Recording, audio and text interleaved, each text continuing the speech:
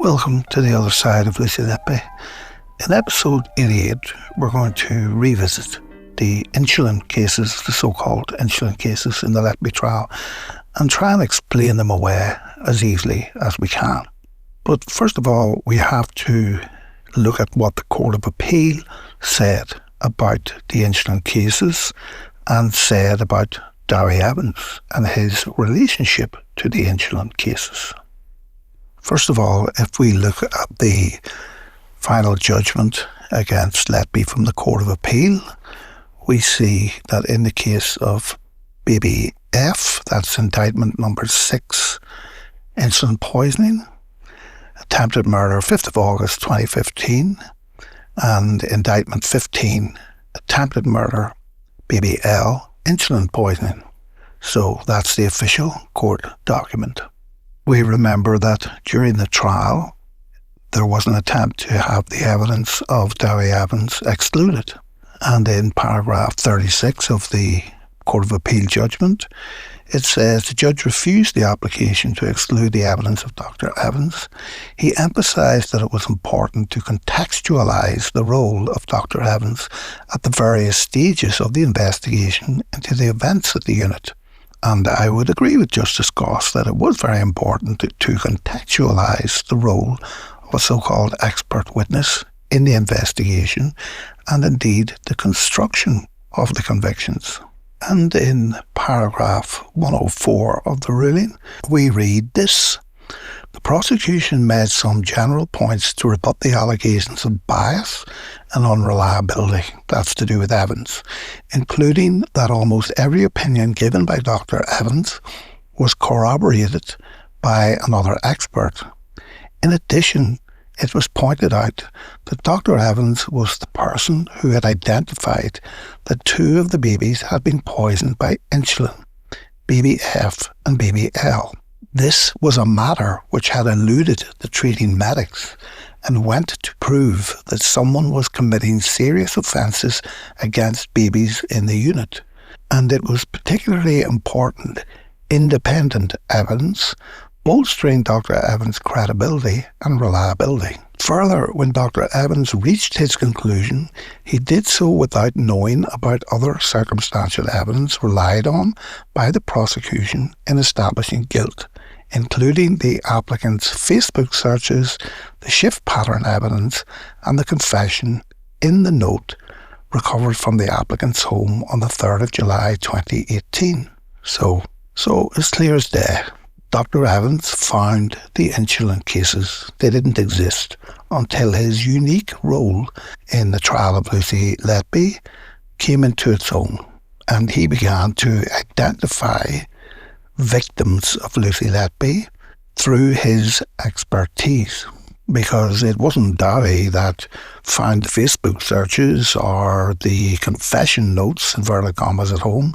Darry didn't do any of that. No, Darry served up the insulin cases from his own imagination. So he is the source of the insulin cases. So we have here an expert who is not an expert in endocrinology, obviously, and who, as an expert, took part in the investigation and, as an expert, found the insulin cases. And again, in paragraph 106, the offer of Dr. Evans to conduct the initial review of the sifting process was not inappropriate or unreasonable in the circumstances. His initial sift identified incidents relating to the large number of apparently unexplained incidents relating to babies on the unit and his preliminary view as to possible mechanisms responsible for the event. Dr. Evans identified that in 2 cases, namely baby F and baby L, a baby was deliberately poisoned with synthetic insulin, which provided compelling evidence of someone in the unit deliberately harming babies. So again, the insulin cases came from Darry Evans. That's where they originated. Not Operation Hummingbird, not the consultants at the hospital that were worried about a rise in deaths and unexplained events and all of this other voodoo. The insulin cases came straight from the pen of Darry Evans. Now, the first thing we have to say is that there were actually 3 insulin cases, and the fact that there were 3 insulin cases gives a lie to the fact that there were any insulin cases. So the 3 insulin cases were baby F, baby L, and baby Y. And all of these babies had very high insulin levels and very low C-peptide levels. And the prosecution claimed, to put it into his exact words, Dr. Derry Evans asserted that the results of this high insulin and C-peptide had no clinical explanation other than exogenous insulin. The prosecutor, Nick Johnson, called this conclusive evidence of poisoning, and the judge, Justice Goss, instructed jurors that they could use this evidence to infer guilt in unrelated cases. So, what happened to baby Y, and why does it matter?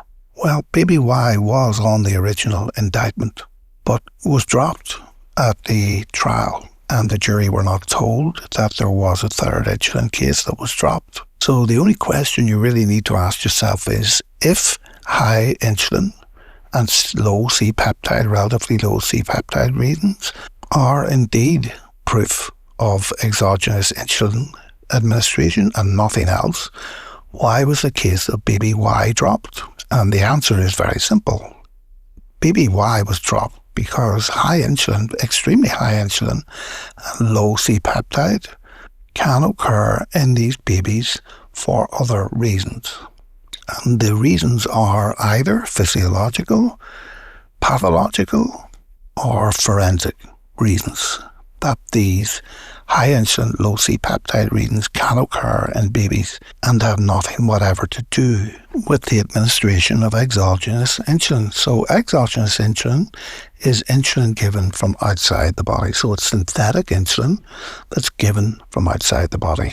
So the very fact that a baby can have a disease that shows very high insulin levels with normal C-peptide or low C-peptide readings from a diseased state proves that the claim of the Court of Appeal and the claim of Derry Evans and the trial that the only reason that babies can have high insulin and low C-peptide is from the administration of exogenous insulin.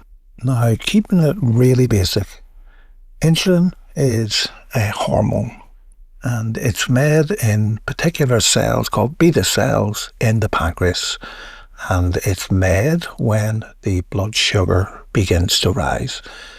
And it's made in 2 parts, and the 2 parts are the insulin, the active part, the insulin, and a connected peptide, which is a small protein that inactivates the insulin, and that's called a C-peptide. And the minute that the C-peptide is cleaved from the insulin becomes active.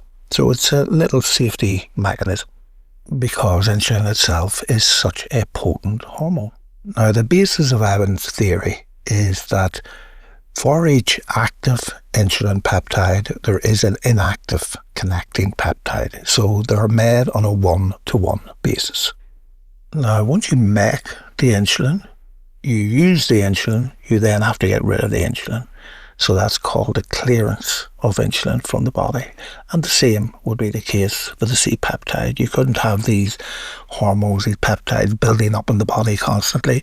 So they're single use and then they're disposed of. And the insulin is disposed of through the liver and through the kidneys. And the C-peptide is disposed of through the kidneys alone.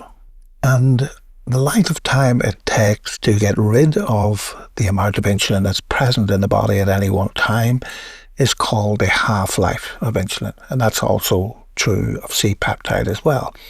So the theory goes, according to Evans, that these 2 relationships, the half-life of insulin or clearance of insulin, and the half-life of C-peptide or clearance of C-peptide, it always bear some kind of linear mathematical relationship that is perfectly predictable. So that if you find that the insulin is too high in relation to the C-peptide, then the excess insulin that makes the reading too high has to come from an external source. And that's as basic as it gets. Now, whereas that may be true, you would need very accurate measurements to know if it was true. And that means that you're going to need more than one insulin and C-peptide reading. And the reason for this is very simple. Whereas the insulin C-peptide relationship may be pretty linear in an adult, it is definitely not linear in a preterm neonate.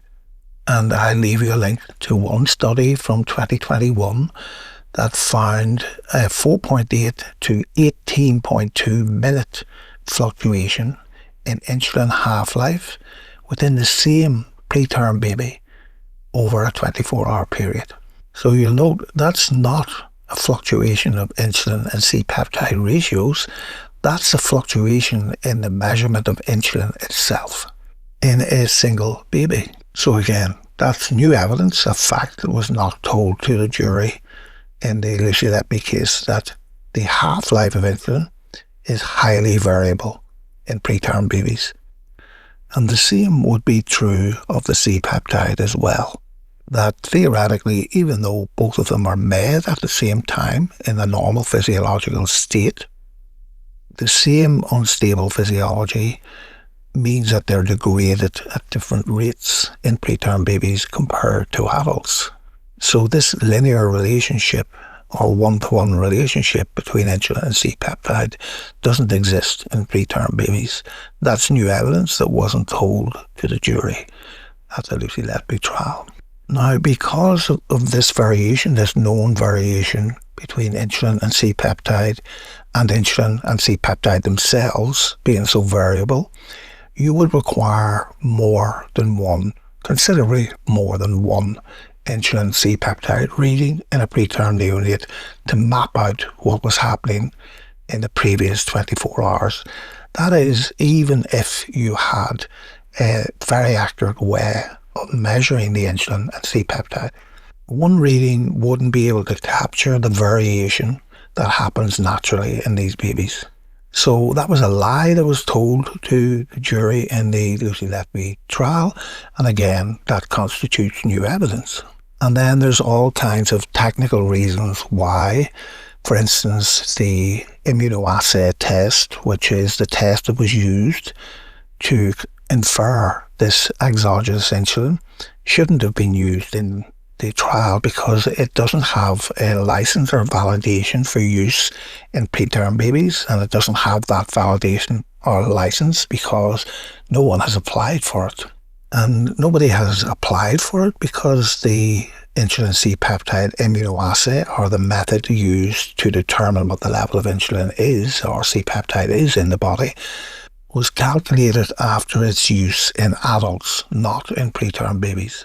So that means if you use this test in a preterm baby, or if you use any test outside its validation or license, you're effectively using the test in what's called off-license mode.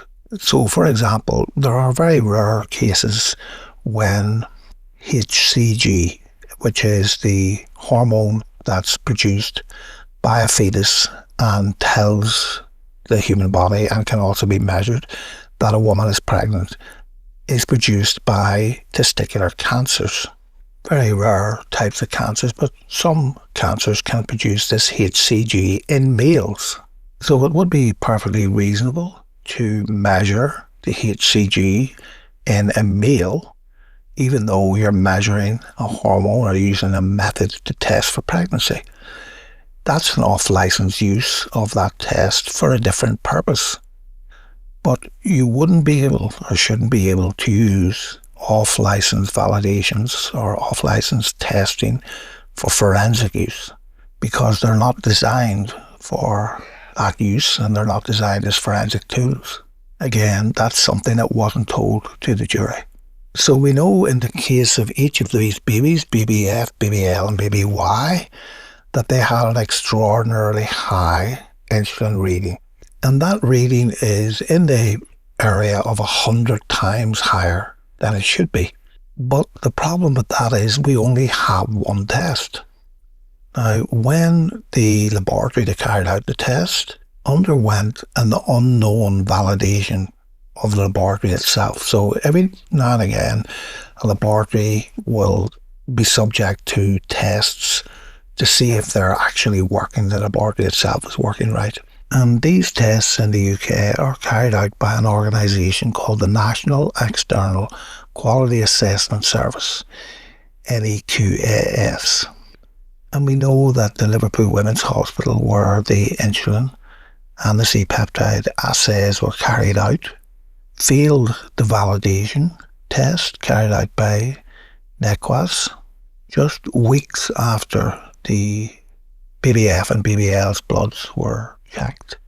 And the error rate was 782%. So the insulin reading that the laboratory made of a predetermined dose of certain picomoles per litre was 782 times too high.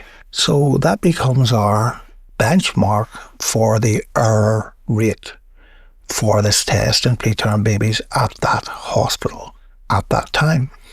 So if you have an error rate of 782%, again, the jury wasn't told anything about this, so it constitutes new evidence. If you have a 782% error rate, or sorry, not error rate, but margin of error, then that confirms that the immunoassay test carried out by this hospital in a preterm baby was worse than useless.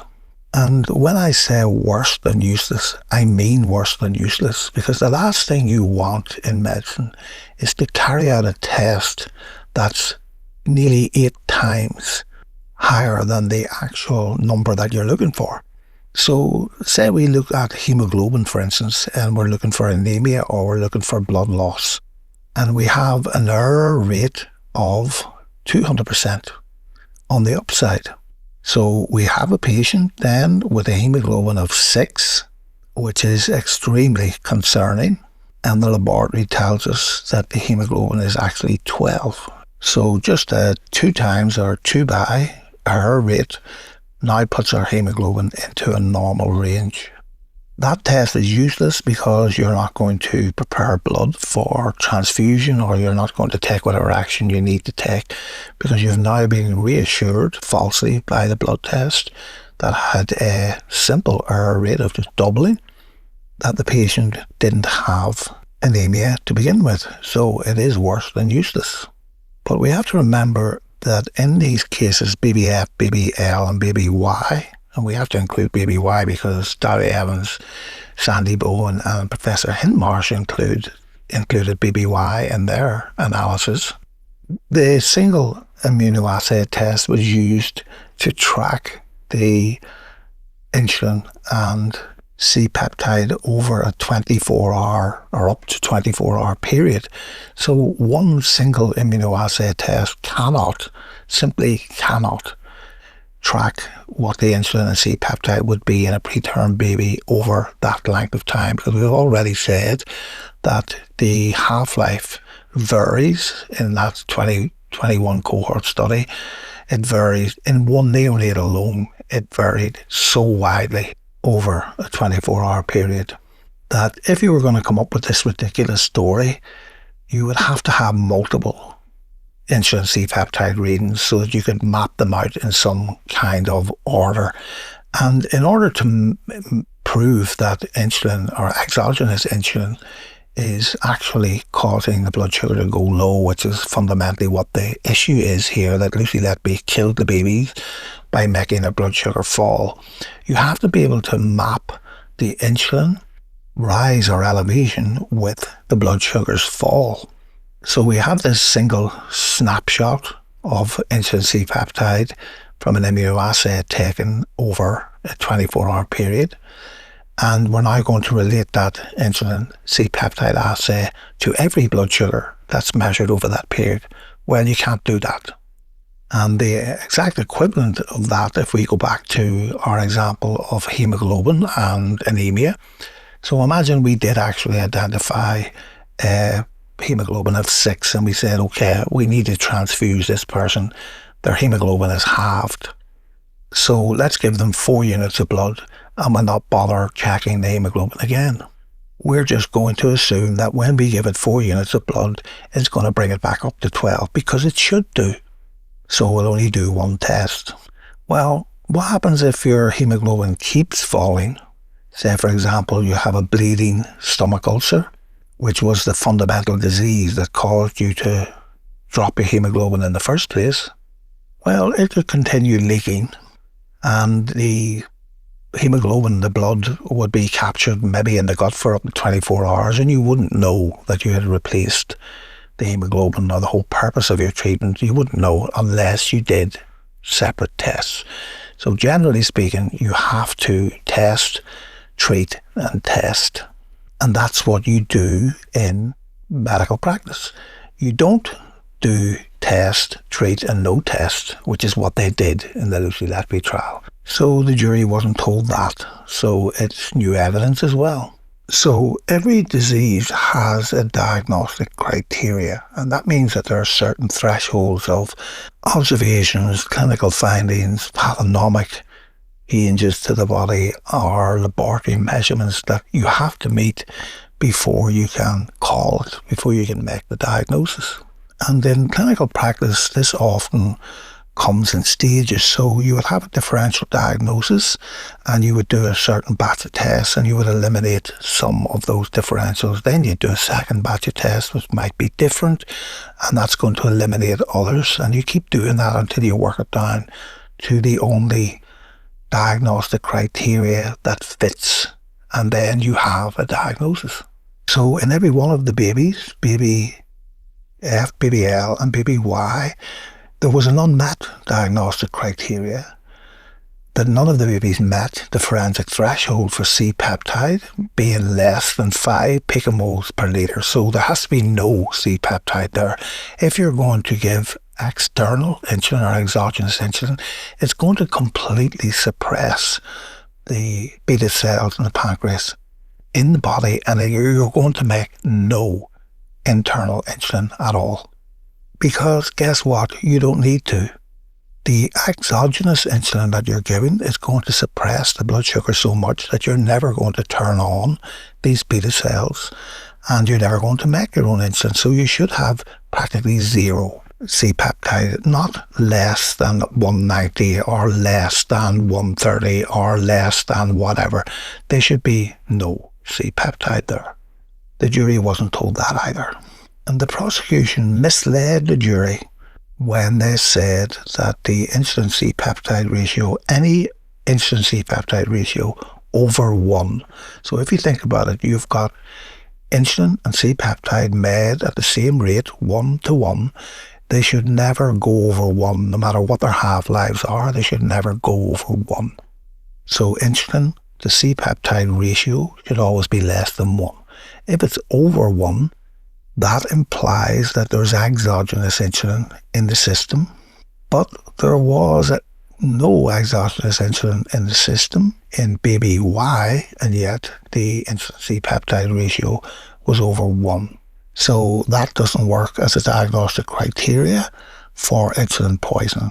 You've got over 1 in babies who are supposedly poisoned and over 1 in babies who you claim weren't poisoned. That turns out to be the exact opposite of the diagnostic criteria for a disease. Now, if you were to elevate the insulin level in an adult to the 6,000 type measurements that they were doing in these preterm babies, they would be dead in no time, because that level of insulin would suppress the availability of glucose to the cells completely. It would just turn it off. But the reason that you can have very high levels of insulin in preterm babies and maybe not see that effect is because the baby's physiology isn't complete. So they have what's called insulin resistance. So it usually requires a lot more insulin to get the same effect in a preterm baby anyway. And so it wouldn't be unusual at all to see or to measure very high insulin levels in babies if you were using these immunoassays all the time, which people don't. use them all the time for the very reason that they're just not reliable as to tell you what is actually going on with the baby.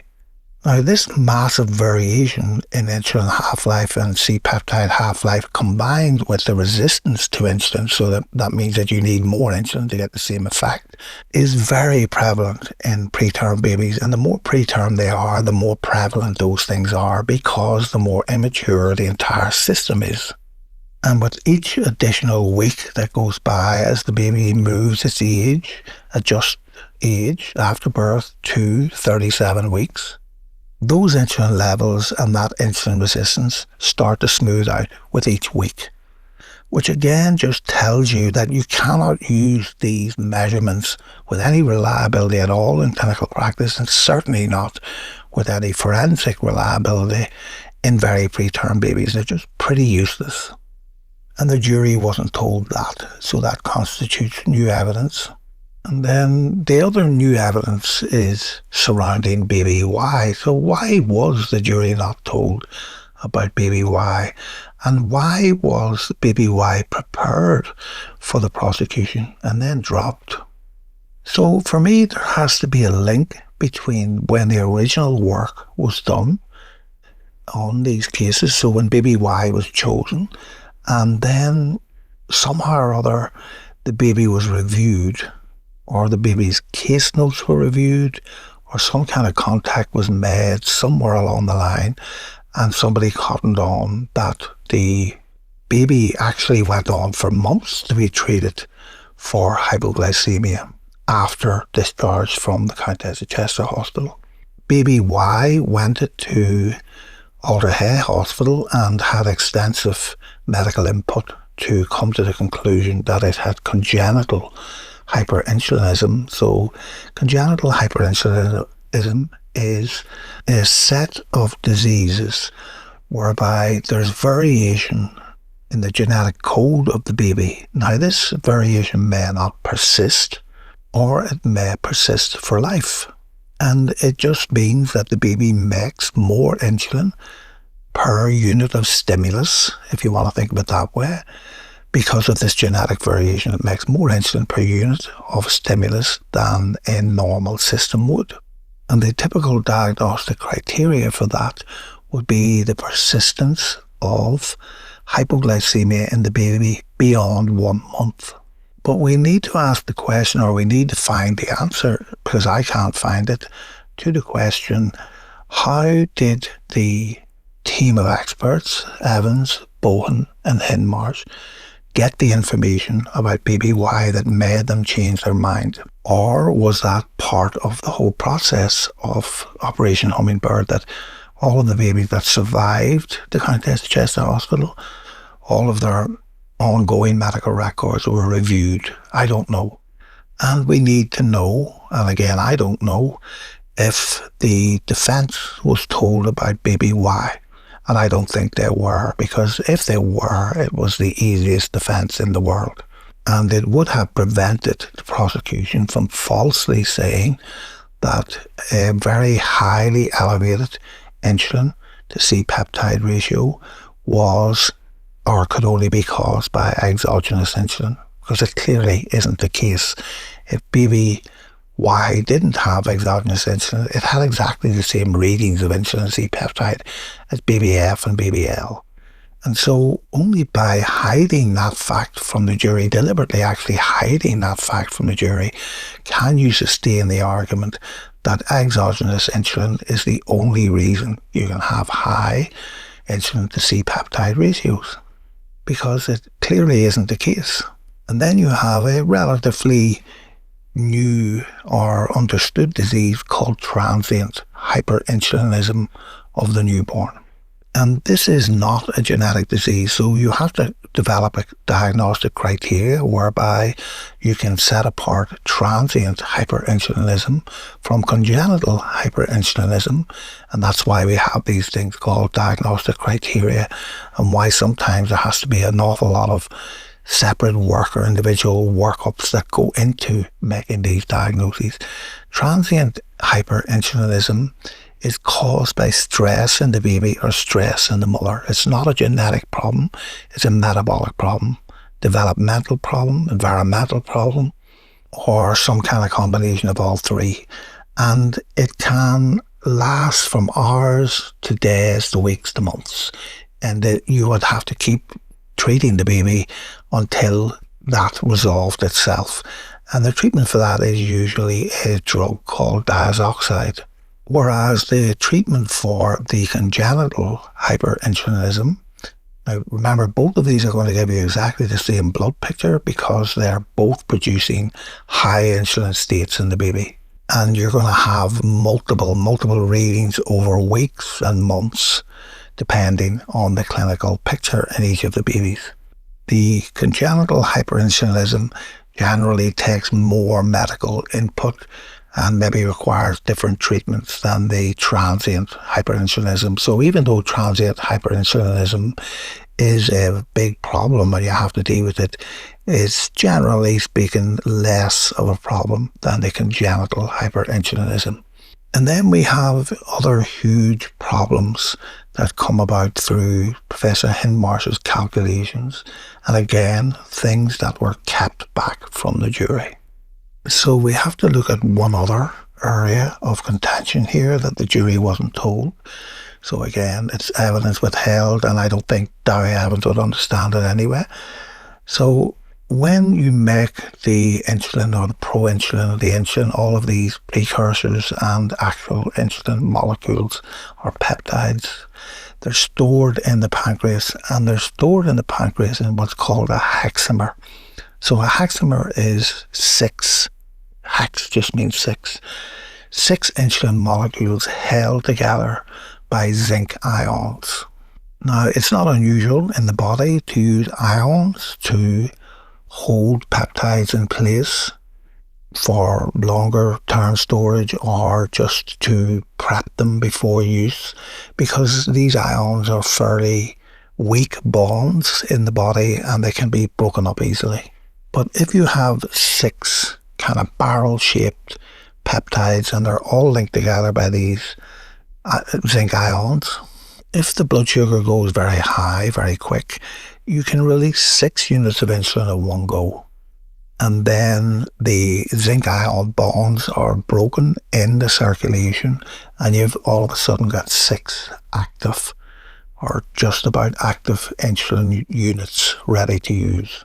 But in preterm babies, even though they release or they store and release the insulin into the body in these hexamers, the 6-barrel type insulin, they struggle to break down the zinc bonds in the plasma. So you can have the situation where a lot of the insulin circulating in babies is in this hexamer form and it hasn't broken apart yet. So it isn't active, but immunoassays can measure each of those 6-barrel units, even though it's 1 unit until you break the zinc bond.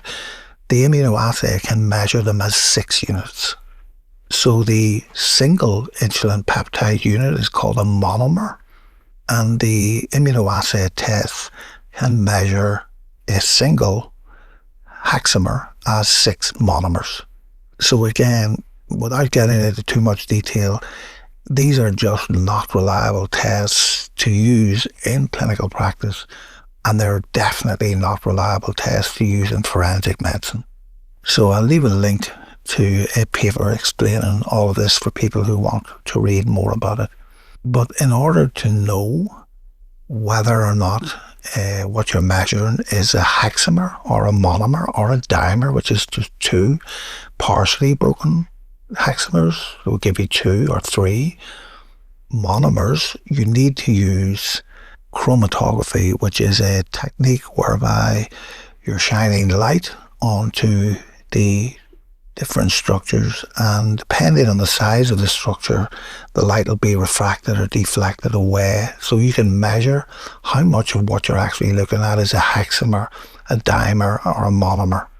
And of course, none of this was done in the Lucy Letby case. And again, the jury should have been told this as well. They may have found it difficult to understand. It is difficult to understand, but all you need to know is there are scientific techniques for measuring light scattering, or using the light scattering to separate out these individual components and therefore to create the proper error rate for the test that you're using, or to properly validate the test that you're using. And there are zinc specific assays, so there are other assays that you can use that track zinc ions that are bound to insulin clusters.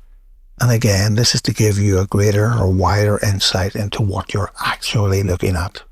And why do we have all these techniques? Why do we know all this stuff? Because people have spent years researching hypoglycemia, hyperglycemia, insulin, C-peptide, and preterm neonates, and they still to this day keep examining and measuring this phenomena because it's incredibly complex and very, very difficult. Sometimes to manage this situation even in a day-to-day unit. But unlike the venous emboli, which the Court of Appeal falsely claimed that there wasn't an awful lot of understanding in science about, there's a huge understanding in science about the inherent unreliability of immunoassay tests, of the huge variability of insulin and glucose metabolism in preterm babies compared to adults, and how they're really not even the same animal, and why you cannot take adult physiology, which is theoretical as well and modelled a lot easier, but still it may not be just as cut and dried as you would like it to be, and compare that to what's happening in a single preterm, let alone in preterm neonates in general. So we have a huge amount of physiology, science, physics, chemistry, all these things that are going on in these preterm babies that's fundamentally different than it is in adult physiology. And none of that was explained to the jury, and it should have been explained to the jury, that really we are not at a point where we can easily measure these things in preterm babies with any confidence at all. Yet they were presented to the jury just like fingerprints. This was a fingerprint of a murder or a murder at a scene, and that is a complete misrepresentation of science, completely misrepresentative of reality. And it was a cynical exercise, because even though your general doctor wouldn't know a lot about this kind of stuff, I wouldn't know a lot about this kind of stuff until I started reading about it. But when you start reading about it and you have a general medical background and you have a degree in medicine and you've done all this stuff before, it all starts to make sense to you. And the sense that it makes to you is that we need to know a hell of a lot more about insulin in preterm babies. And the reason that we don't know a lot about insulin in preterm babies is preterm babies have a very small volume of blood.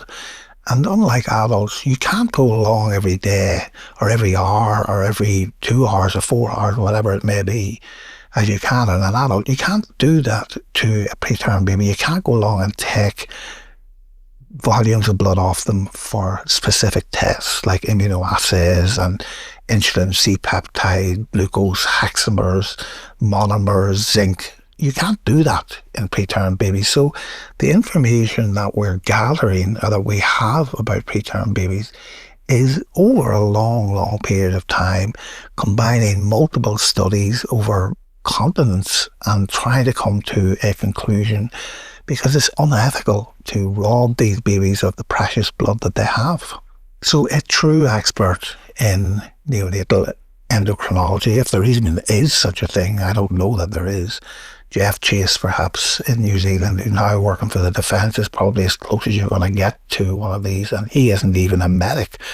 He's an engineer. And what these people are going to tell you is that you're dealing with uncertainty and that you need very robust mathematical models. And even with these very robust mathematical models, there's a very heavy limitation on what you can infer from them. And that a great deal of expertise would need to go into making inferences in clinical reality about these babies. But yet, from a single dodgy immunoassay test that shouldn't have been used in these babies at all, Dowie, Sandy, and Peter Hinmarsh can draw these extraordinary conclusions. And then, in the case of BBY, they can drop these conclusions as fast as they've gathered them, for no reason other than the convenience of a prosecution that doesn't want to discuss the issues that really matter, which is another hallmark, indeed, of pseudoscience rather than science. So all you need to know that the BBF, BBL, murder indictments, this is the best forensic evidence we have. Well, if that's the best forensic evidence they have, then they don't have any forensic evidence at all. So it's another card out of the house of cards in the Lucy Letby case that's just fallen away. But there is another aspect that we can look at as well, and that's the claims that the prosecution made that within an hour of Lucy Letby coming on duty, the blood sugar started to fall in the BBL and BBF. Well, apart from the fact that we don't have sufficiently robust blood sugar measurements in these babies to know if that's true or not, even if it was the case that someone was coming in and injecting insulin into giving sets and drip bags, would they have an effect within an hour of Lucy Letby coming on to work? And the very fact that they used an hour, they actually said within an hour of Lucy Letby coming on, it goes to show you that they really don't know what they're talking about, and that they should have spent more time in the textbooks than they did in Lucy Letby's phone looking at her WhatsApp messages. But then again, they didn't really have any serious expertise to do that. So imagine Lucy Letby had come along, or anybody else had come along and injected an unknown amount of insulin into a giving set. That the giving set is the plastic that goes into the drip that's in the skin or attached to an umbilical venous catheter. And you have dextrose running in the plastic bag attached to the plastic giving set. So you have a lot of plastic between the insulin and the baby. So we have to consider what's known as the sugar effect on the insulin and the plastic effect on the insulin. So we need to look at the sugar effect first. So the sugar effect is called glycation, Glycation, and the 10% dextrose solution that's running in the baby. If you add the insulin to a 10% dextrose solution, the dextrose solution is going to inactivate about 30% of the dose that you gave in the 24-hour duration of the bag running.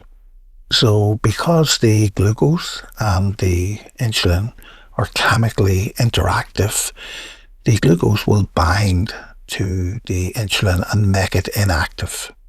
So it's taking about 30% of the glucose out of action altogether. And then you have the plastic effect. So depending on what plastic you're talking about, and usually the giving sets would be PVC, polyvinyl chloride, because it's very stable, it's cheap, it can withstand autoclaving, and the vast majority of drip bags that are used in hospitals will be made of PVC. PVC will absorb up to 57% of the insulin that's given into the bag or put into the bag. So let's imagine then that Lucy Letby comes on shift, and she comes on shift at an 8 p.m. shift, and she does a 15 to 30 minute handover between one shift and the next, and then she sets about on her equipment checks and chatting with people and getting psychologically orientated into the session that she's about to work. Well, that's going to pretty much blow the first hour of her being there. So let's say she gives the insulin into the PVC bag half an hour into the shift. Because of the very slow rate that these drips are running in preterm babies, that means that the PVC is going to start absorbing that glucose very, very fast, and the glucose doesn't become available to deliver to the baby until all of those absorption sites on the plastic bagging are locked up until they've absorbed all they're going to absorb of the total quantity of insulin that you've just put into the solution. Now, in order to make this story plausible, the prosecution said that the Lucy Letby only had to give minuscule amounts, tiny amounts of insulin to these babies to have the devastating effect that it had on them. And Professor Hindmarsh said that he calculated that dose from, in the case of baby F, the effects of the insulin that had been given to the baby previously in its treatment. Now, that insulin wouldn't have been given in a drip form. You don't give insulin in a drip form, and the reason you don't give insulin in a drip form is because of the plastic effect. So what the plastic effect does, it binds the insulin that you put into the bag, along with the sugar effect that's binding the insulin you put into the bag, and it would take probably 2 hours or more before that insulin had an effect on the baby. Then you have to account for the insulin resistance in the baby, and you have no way of measuring that except over a long period of time of using insulin. And anyway, even though baby F had insulin given to it medicinally one day before, the metabolism of insulin is going to be different one day later. So the net result of all of this means that the blood sugar falling within 1 hour of Lucy Letby coming on shift doesn't make any sense, in the sense that the blood sugar fell because it was put into a plastic sugar-containing bag. That would take probably 2 to 3 hours before it would start having an effect. So again, that was something that wasn't told to the jury. That should have been told to the jury. So you would need to know what the starting rate of the blood sugar was in the preterm baby. What was the blood sugar at the moment that the insulin started arriving into the system? And we can only know that from a laboratory test. We can't know that from a bedside test. That test is only actually valid for the instant that it was taken, because you're continuing to give dextrose, and according to these so-called experts, you are starting to give it insulin as well. So if this insulin is arriving in the baby's blood, it's going to have an immediate effect, because according to them, the insulin that arrived in the baby's system pushed the serum or the blood insulin reading up to 6,000. Hundreds of times higher than it would be in a natural state. So you need to know the half-life of the insulin that's already there, and we know that that is so variable that you can't know that. You need to know the half-life of the C-peptide that was already in the system before the insulin arrived, and that's so variable that we can't know that.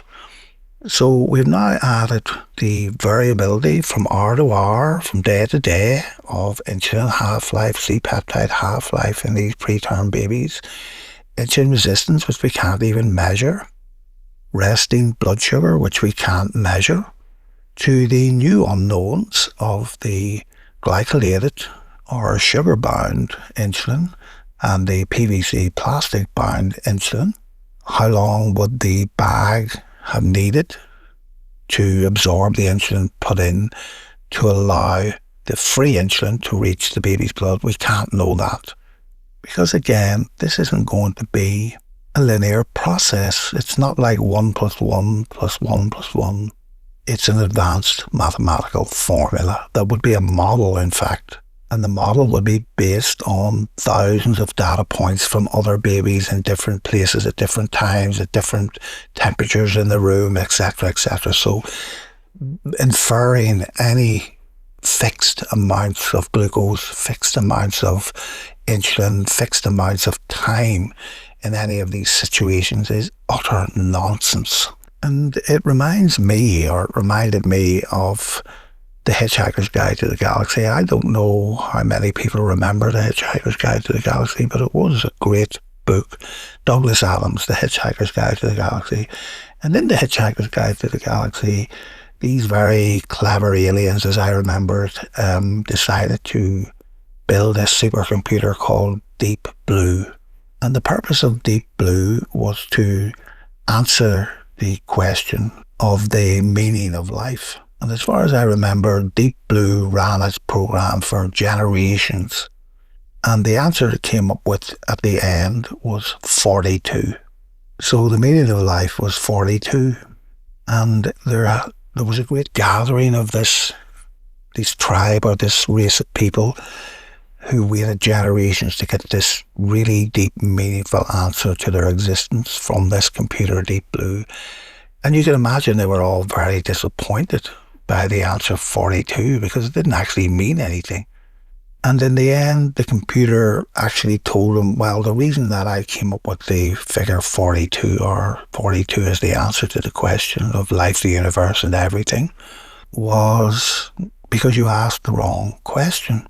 So it was the ultimate expression of rubbish in and rubbish out when it comes to programming and models and computers and all of this stuff that obsesses modern science.